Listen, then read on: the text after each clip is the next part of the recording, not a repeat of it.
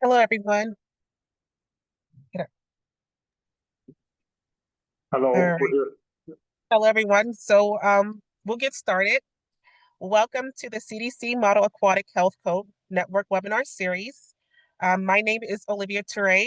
I'm a program analyst at NACCHO, and it's a pleasure to be here before you once again to share information that promotes healthy and safe swimming as we embark on this year's beach season.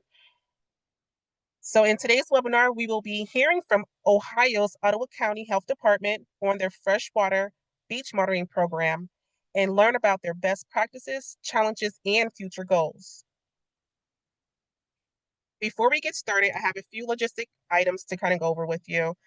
First, want to make sure everyone is aware that this webinar is being recorded, and the webinar link along with the presentation slides will be shared in a wrap-up email that will be sent out to all registrants concluding today's webinar. So just be on the lookout for that email in the next few days or so. Also, throughout the webinar, we encourage you to ask questions. We ask that you use the Q&A box, which is located at the bottom of your screen. So you can use that box to enter in your own question or even upvote for a question that's already in there. And then these questions will be addressed during the Q&A portion of the webinar. Next slide. So looking at the agenda, we will start with some announcements with NACCHO. Then we will move on to today's presentation. And again, we'll have our Q&A session at the end. So just please keep track of your questions. And of course, we look forward to a great informative discussion at the end. Next slide. All right, so moving on to NACCHO's announcements. NACCHO is still offering scholarships to those who are looking to become a certified pool operator. The scholarships are being awarded on a rolling basis, and there is an interest form for prospective recipients to fill out. This form will also be included in the wrap-up email as well. So just be on the lookout for that in the wrap-up email. Next slide. All right, so also NACCHO has recently released one new MAC quick guide on preventing pool chemical injuries. This topic is covered in the MAC, and this reference guides can be used by health departments and pool operators as tools for understanding CDC's recommendations on preventing and responding to pool chemical injuries. This guide does combine information from CDC's 5th edition of the MAC and website to highlight key takeaways. And you can visit this link here to view and download the quick guide. Next slide. All right, so lastly, if you are new to our MAC webinar series, we do encourage you to check out our past webinars.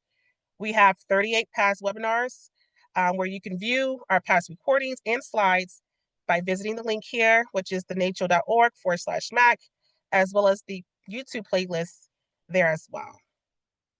All right, so those are our announcements. Now to introduce today's speakers. Next slide.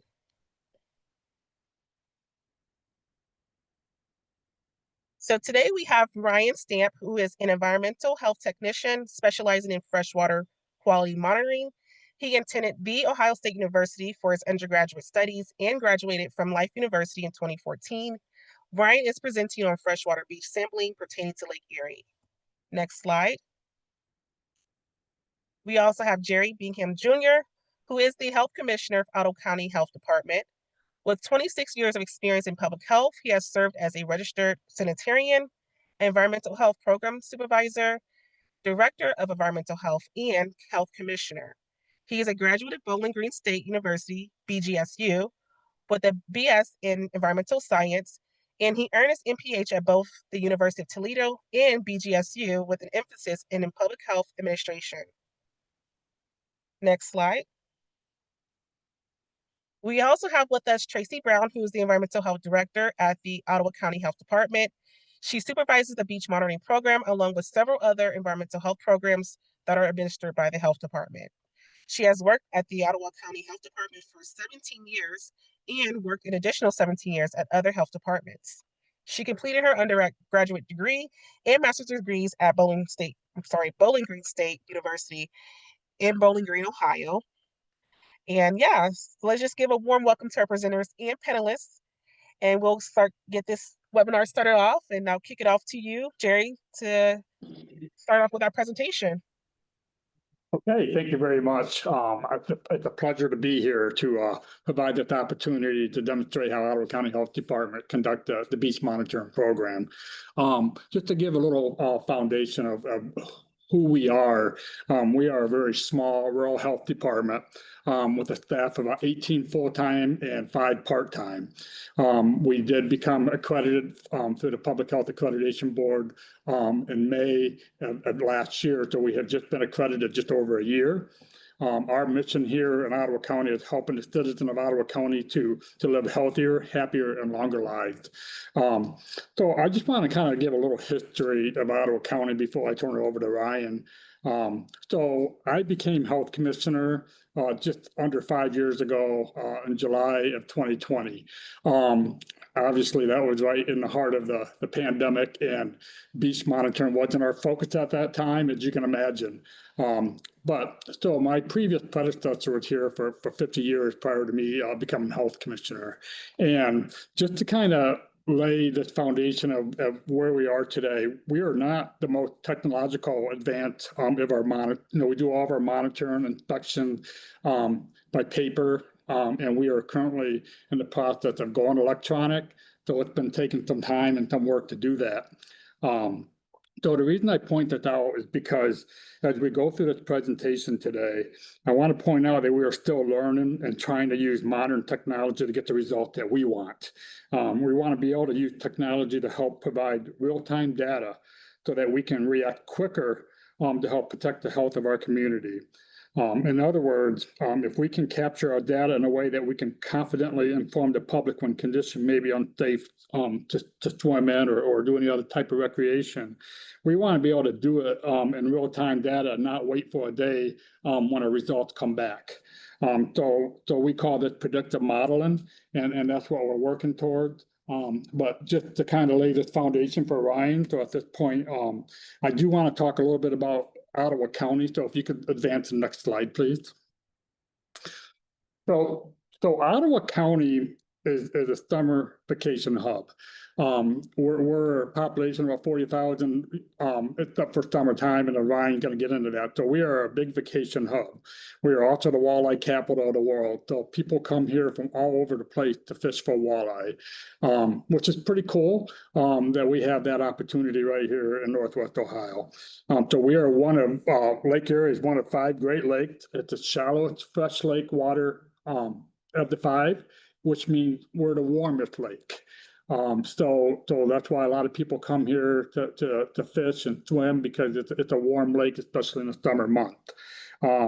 We also have several islands here in Ottawa County, and Ryan will get into that a little bit, but that also creates some unique challenges for us with the lake, with the island that we have here. So with that, Ryan, I'd like to be able to turn it over to you and talk about our beach monitoring program. Well, thank you, Jerry. So Ottawa County is located in the northwest part of Ohio along the shores of Lake Erie. Ottawa County has an impressive 94 miles of beachfront, including the islands that Jerry mentioned. In fact, we have more beachfront than any other county in the state. Next slide. And then next slide as well.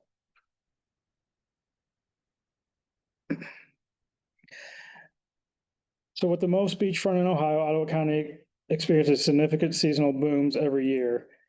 While year-round population, as Jerry stated, was around 40,000, that does swell up to more than 250,000 during peak season, over 6 times our usual population.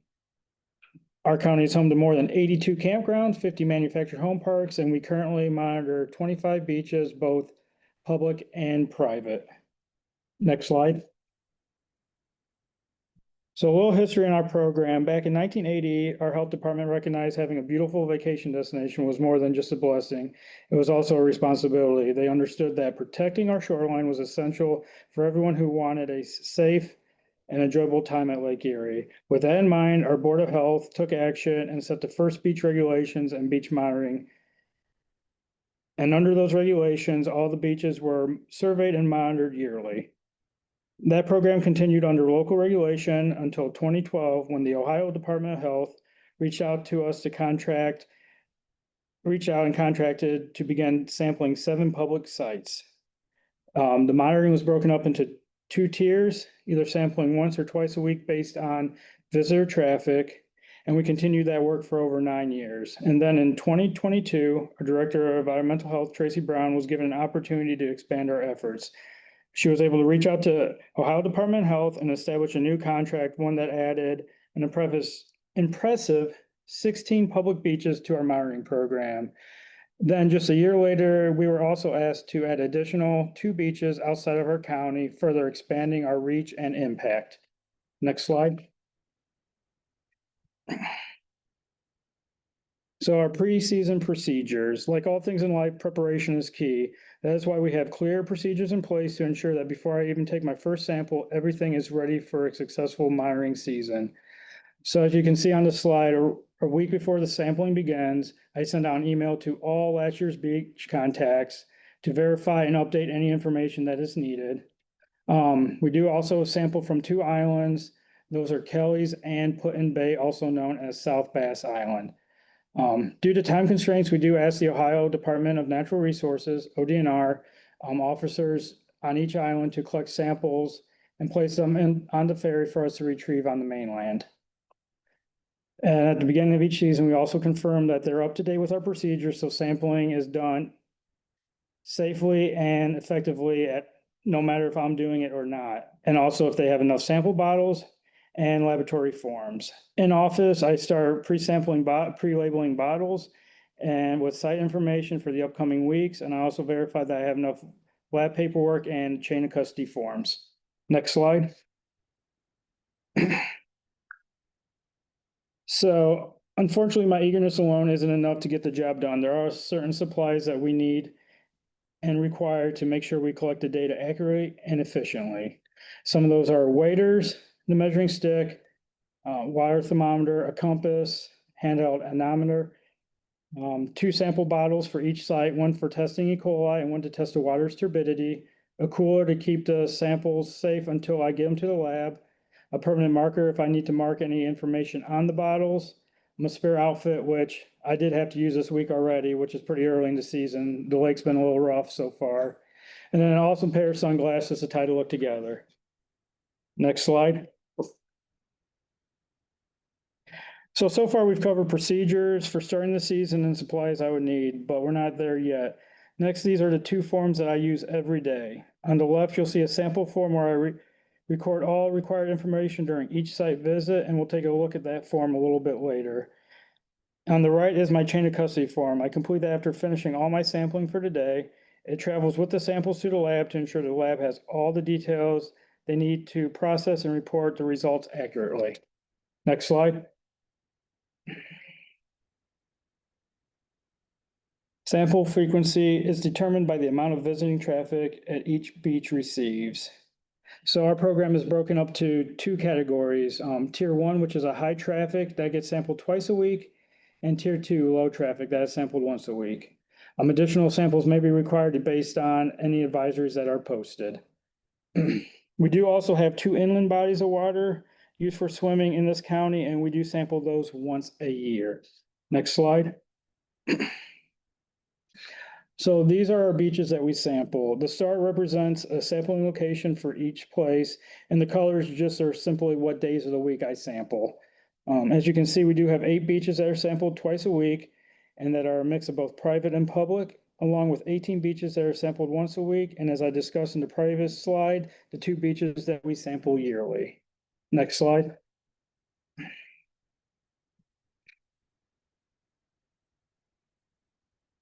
So taking the sample, the first thing I do when I get to the site is I make sure to grab my waders and 2 sample bottles. As I walk to the beach, I take a visual survey of everything before stepping into the waters. And this is where I fill those out on the form. So the first thing I do is check the general weather conditions. Then the time and date, number of bathers in and out of the water, number of birds in and out of the water, the type of birds,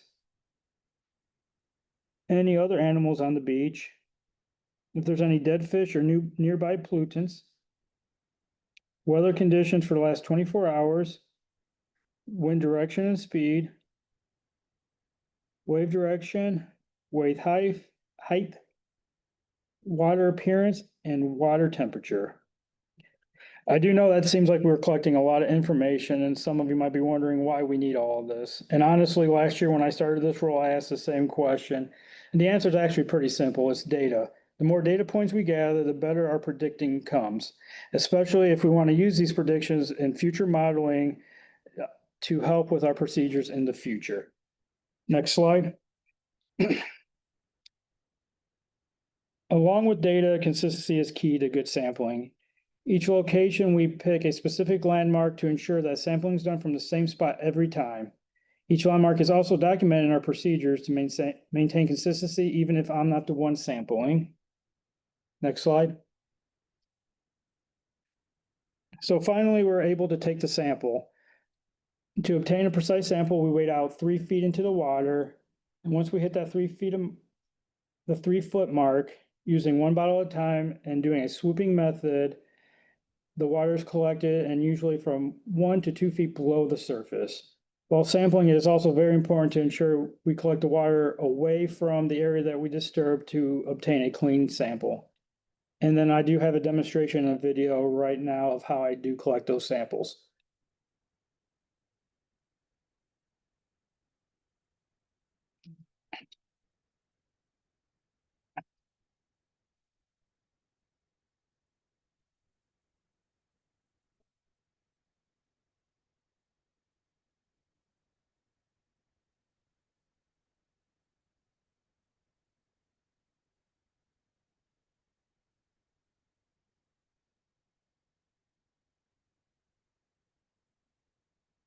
Thank you. Next slide.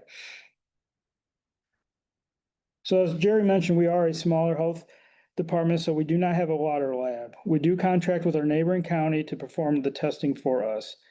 We do test 4 days a week, Monday through Thursday. We do not test on Fridays due to the sampling methods that take 18 hours. And as I mentioned before, we do take 2 bottles, and as you saw in the video, sampling 2 bottles. The first one's tested for E. coli, and the second is to test for the turbidity of the water. Next slide. So the Ohio Department of Health requires us to use a software platform called BeachGuard. We use it to enter all data from each sampling day, including lab results. But don't let the word required fool you. BeachGuard is a great tool. Not only does it streamline our data entry, but allows the public to view the following information: location via Google Maps, any advisories, sample results, monitoring schedules, any of our survey data, and they can sign up for any advisory alerts. Next slide. BeachGuard also allows us to post any advisories for the beaches that meet the criteria. Since we only monitor E.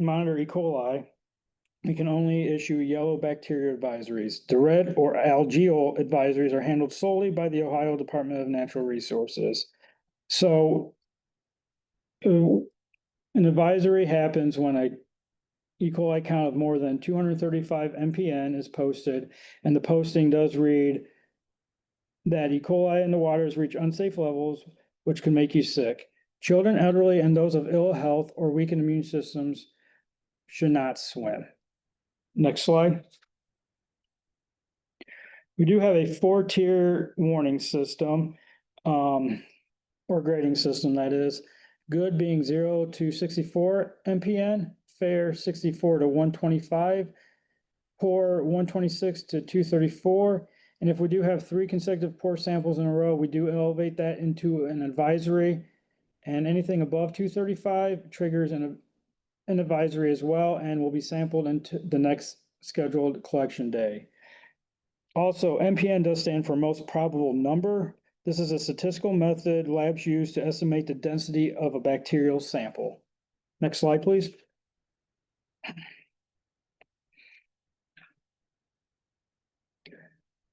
As I mentioned earlier, we do use BeachGuard to enter all lab results. The image on the right, you can see the required informational field for such. These include the date, the beach name, parameters are being tested, result qualifiers such as less than or greater than if applicable, the result value, the sample volume, and the type of analysis performed. Next slide. So when we do get an advisory, these are the steps that we follow. So the lab gives us a result of a sample greater than 235. We then enter that data into BeachGuard, which then alerts ODH and the EPA. Then we do reach out to the private owners or the government agencies of those beaches to let them know that there is an advisory. Those operators will post advisory signs on the beach to warn any potential visitors, and then we will resample until a safe level is received to lift that advisory. Next slide. Continuing with advisories, the image on the left you see is the advisory page. It includes the type of advisory, the reason it's being issued, and the start and end date. This particular sample is taken from last year, which is why the reopen date has already been entered. For a new advisory, that field would stay blank until a sample result came back below the 235 threshold. We also would put in any kind of suspected pollutants and the agency issuing and the planned resample date. The image on the left is a public map that you can view, which also shows the current advisories and what type of advisory it is at each location. Next slide. So after advisory is entered in the BeachGuard, an email is sent for that beach.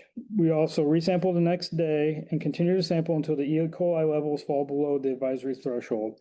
Once the advisory is lifted, BeachGuard is updated and an email will be sent out to the beach to remove its advisory signage. As you can see on the image on the left is the email we send out to beaches that undergo advisory, and then on the right is the email we send when the advisory is lifted. The nice thing about stock emails is that they're precise, polished, uniformed, and a time saver. Next slide. So with any program, there's always challenges to overcome. The biggest one is owners and operators not wanting to post advisories. Summer is a very short season up here in Ohio, and a lot of people are trying to earn their yearly revenue in just those few months.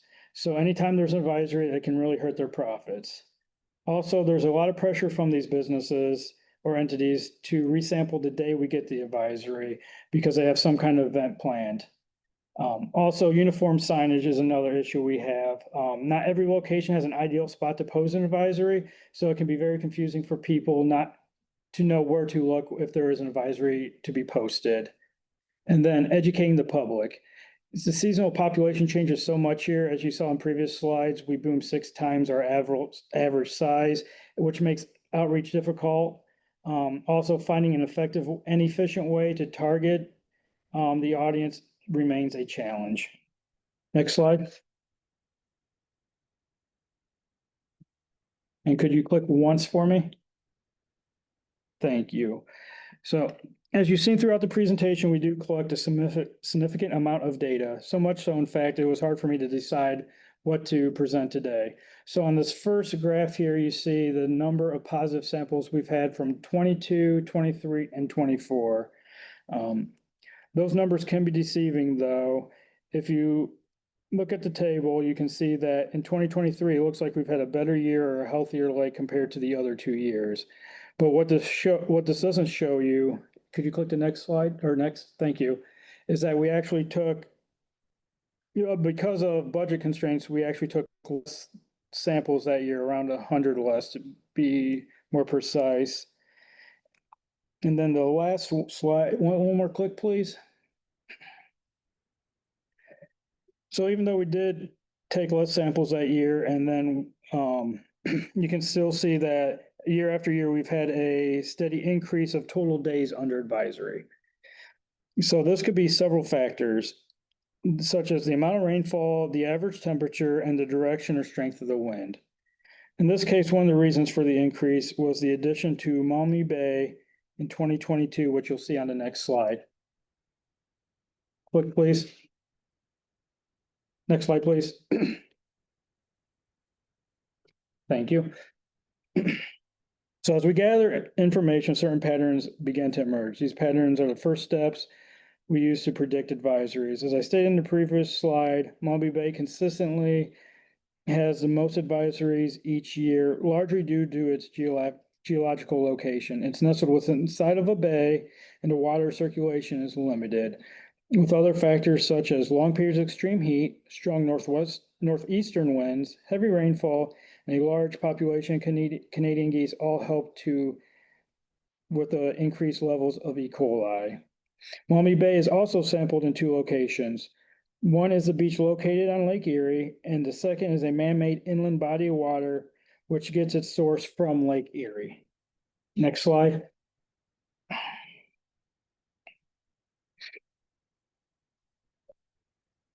So the next one is Bay Point Market. This is another example of a beach with very limited water circulation. Along with other factors we discussed in the previous slide, such as extreme heat and heavy rain, these conditions contribute to it to be the 3rd highest number of total advisories. And I know you guys are wondering if I'm bad at math or the slides are out of order, but because I went from the 1st to the 3rd most advisories, but there is a reason for that. Next slide. So Camp Perry Beach has the 2nd highest number of advisories, yet it does not follow the typical patterns seen in the previous 2 examples. So why are there so many advisories? The answer may be sewage systems, both public and private. You see the fencing patterns surrounding Camp Perry indicates a critical sewage area for our county. These critical areas are based on several factors, including the age of the septic systems, the density of nearby homes, and the frequency of sewage nuisances. Additionally, Port Clinton Wastewater Treatment Plant operates a combined sewer system, meaning it manages both wastewater and stormwater. This facility serves 7 townships, 1 village, and the city itself. During periods of heavy rain, the plant may be forced to release untreated sewage into local waterways. These situations are known as sanitary sewage overflows, or SSOs. When an SSO occurs, the untreated sewage does not remain contained. It spreads to surrounding areas, including Camp Perry, also contributing to the area's environmental stress, and there's a large population of Canadian geese on that beach. That beach does actually have the highest population of any Canadian geese of all the beaches I monitor. Next slide. So during season, it's very easy to have blinders on and solely focus on the task at hand. However, it's very important to stay observant, taking mental notes or even jotting down thoughts or observations while in the field. Programs like this should always be growing and evolving to better serve the community. Some of the plans we are currently working on are adding more beaches to our program. We are currently in the process of adding additional public beach. For the season, we're hoping to get that in anytime next month or 2. We also use online mapping to locate any other beaches that we might not be monitoring and try to add them into the future. By adding these beaches, it just helps in 2 ways. It protects the citizens utilizing the lake and those beaches that aren't currently being monitored, and it gives us a better picture of the overall health of Lake Erie. We are also looking into standardized signages for all beaches. This would help for multiple reasons, but the main ones would be no confusions or excuses why advisories are not posted, and add a QR code linking BeachGuard to the sign so that people could use that for further education and sign up for alerts. Next slide.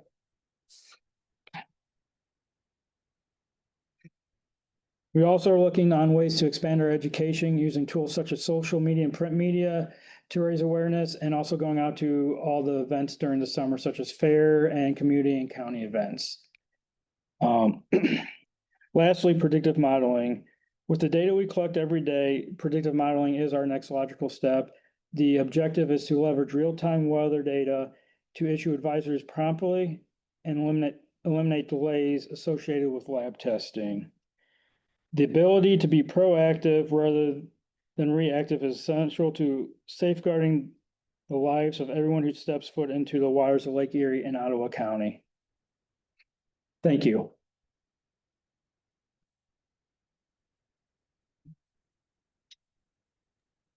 All right. Thank you all so much to Ottawa County for sharing information about their beach monitoring program. Also, now that we're opening up to our Q&A portion of our webinar session. Just a reminder to use the Q&A box to submit any questions you have for them. But I do see a couple questions here. The first question is, was there any particular reason for you to choose E. coli as the fecal indicator bacteria rather than the enterococci or anything else? So with that this is a grant that is passed through Ohio Department of Health through EPA, and they choose what we are actually testing for. So this is their program that we test for in that manner. All right, thank you. And a follow-up question to that. Can you say what known sources of pollution are you aware of? And what possible sources of pollution do you suspect? From what we've seen, or I've seen, a lot of times will be fecal matter from the geese or any bird population, dead animals such as dead fish. A lot of times fishermen, if they don't like the fish, will unfortunately gut them and throw them back into the water, which will eventually reach the shores and our beaches. Other things, like I spoke about on Camp Perry, would be failing septic systems, also sewage plants that during heavy periods of rains would have to release that into the waterways.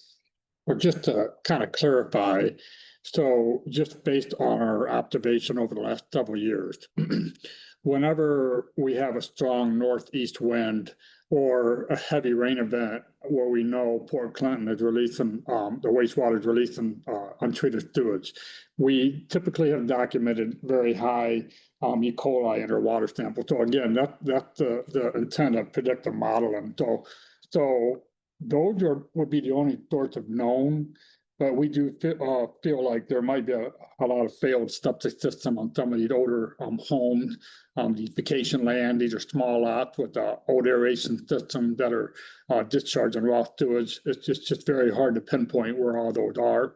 But we are currently working through that sewage program as well to eliminate that as a problem. All right. And the next question I have here is, if a beach goes from no advisories to an advisory after hours or in the early morning hours, how soon do you guys typically give yourselves to change the postings on the beach to reflect this? Do you all sorry, go ahead. Oh, I'm sorry. I didn't mean to cut you off. I apologize. No, that's a good question. So when we drop out the samples, they use an 18-hour testing method. So typically we will not get those results till the following day around 9 to 11 a.m. So as soon as we do get those, we get an email from the lab. We update BeachGuard and send out the email or the emails to those beaches as soon as we lift the advisory. So as of right now, we are limited by the time it takes to get the results from the lab. Thank you. And this may be a follow-up question in regards to the known sources of pollution, maybe. But it says, were you seeing that either hot days or heavy rain events are associated with high bacteria, or were you seeing hot days followed by heavy rain event are associated with high bacteria?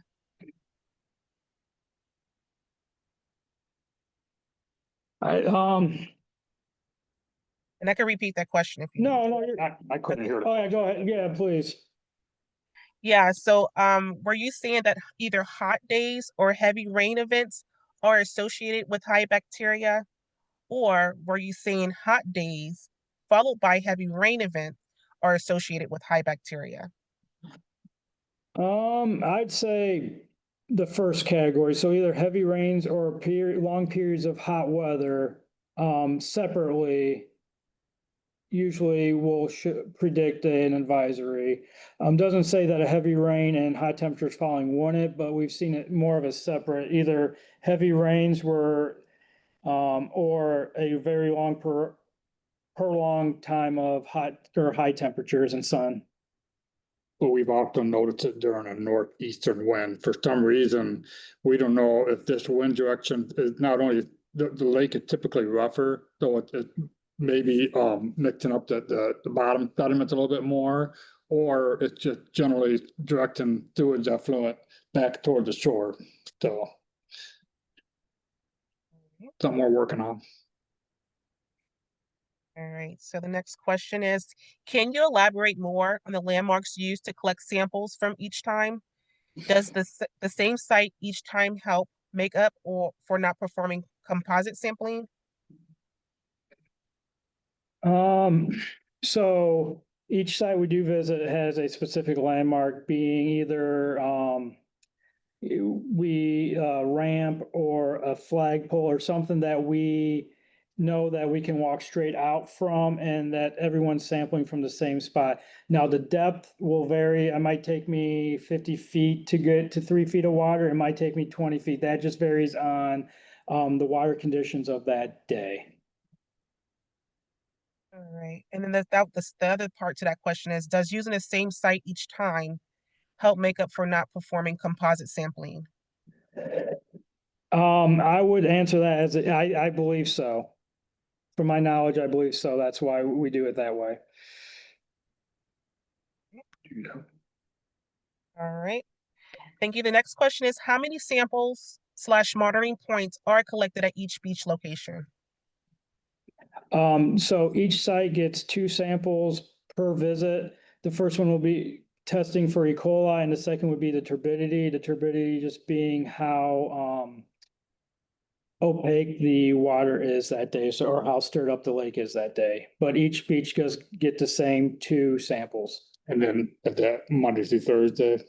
And then, yeah, so the beach, yeah, so beaches we test twice a day or twice a week are on our Monday and Wednesday schedule. And then we split the remaining 18 beaches into a Tuesday or Thursday sampling based on geography. Got it. All right. The next question is, advisories do not equal closures, correct? Correct. Only ODNR can post a closing. We can only do an advisory. They're the ODNR are the only ones with the algaeals advisories that can close a beach. Right. And then follow up to that question is, also, are you seeing reports of waterborne illness associated with your advisories? We have not seen that correlation yet. Obviously, we have an epidemiologist on staff, but what's really challenging is we have a lot of people that come and go. So unless we can really contribute, some kind of a waterborne to somebody that was on vacation to a larger gathering, we have no way to connect that data. So that's what's very tricky about being a tourist vacation hub is we don't always get those results. Thank you. The next question says, do you test for BGA? And if so, what criteria do you use for testing?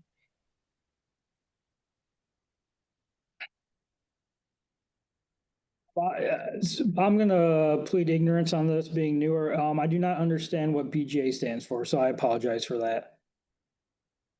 Okay. I don't Yeah, know what that is. We don't test for E. coli. yeah, okay. So yeah, it's basically asking if you do it regular or is it based on site visit, but yes, it's reference to blue-green algae, but you mentioned that you're only testing for Yeah, so that would be, yeah, that would be something ODNR takes care of through their site visits and sampling. got it.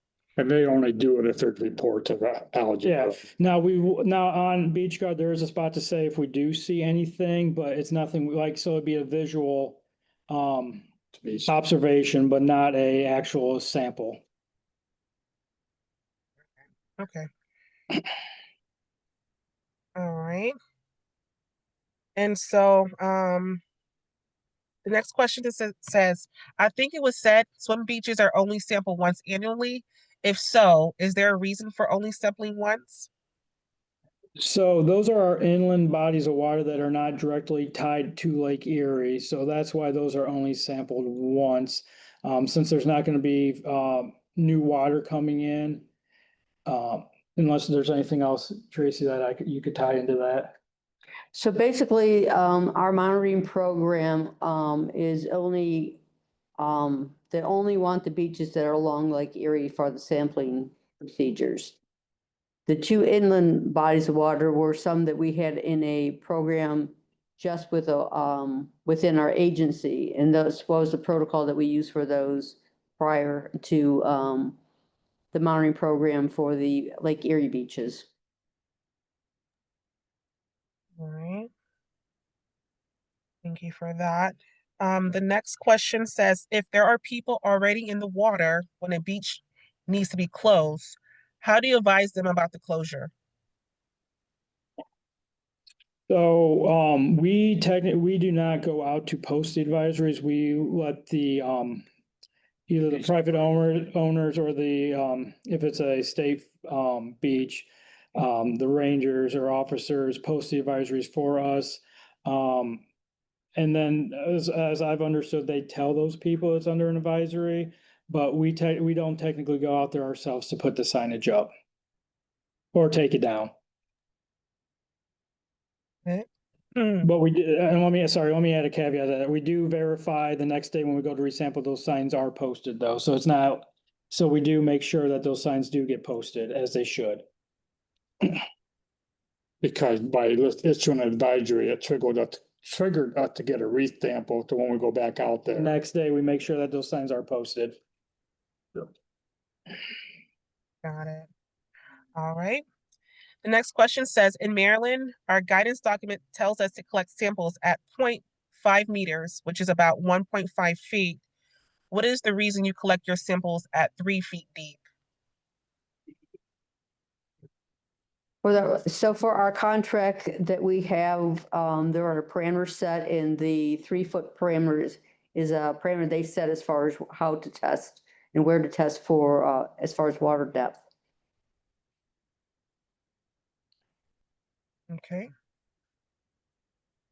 And the other question I see here, and this is kind of related to the algae question. It says, have you all experienced instances of harmful algal bloom activity at any of your beaches? And second question, are any of your beaches required to register with your organization for routine sanitary inspections? So all of our beaches, regardless, so the monitoring program has to do with the sampling frequency along Lake Erie. We also have a beach program within the health department, which is only our program.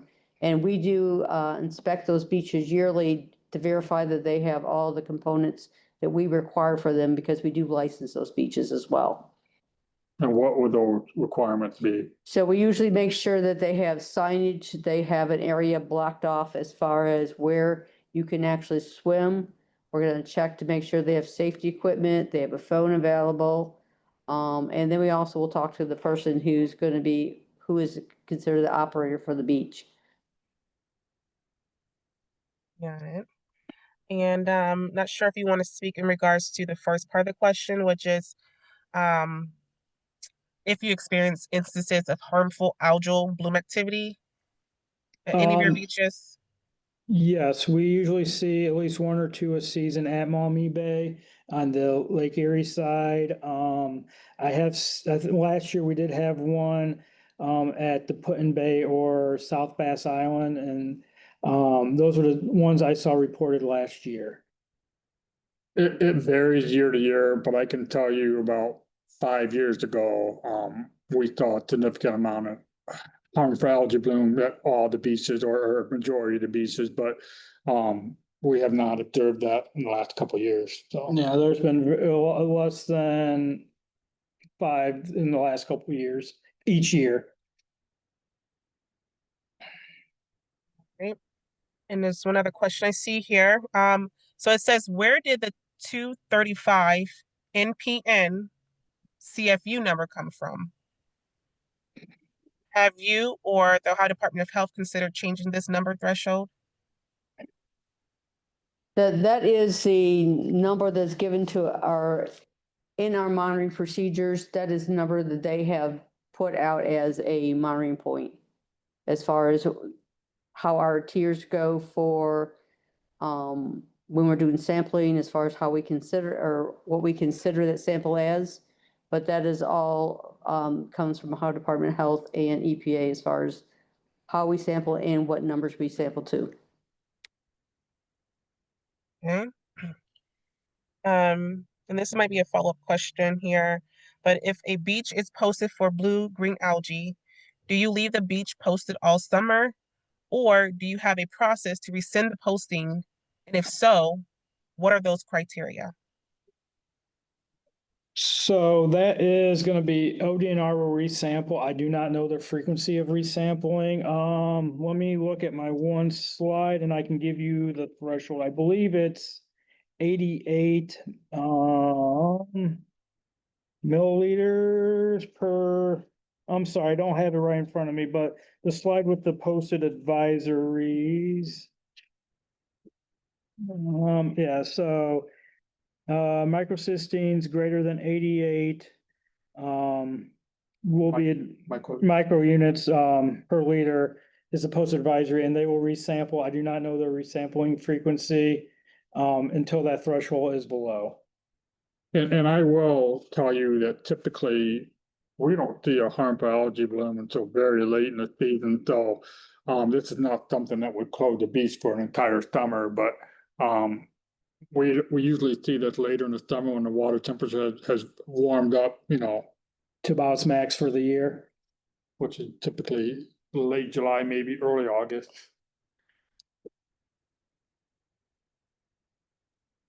Okay.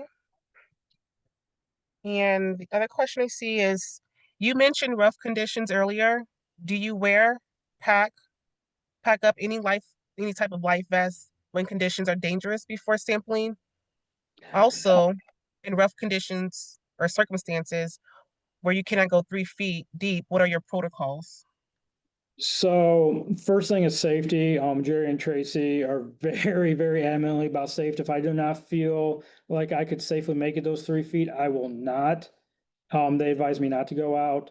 I don't carry any life vests or anything like that because I usually typically only do go to that 3 feet. I'm 5'10", so usually that's about waist high. Doesn't mean that, undercurrent someone couldn't take me out, and maybe that would be something to look into the future. But I do use that pole in the 3-foot pole as kind of a guide and an anchor for myself.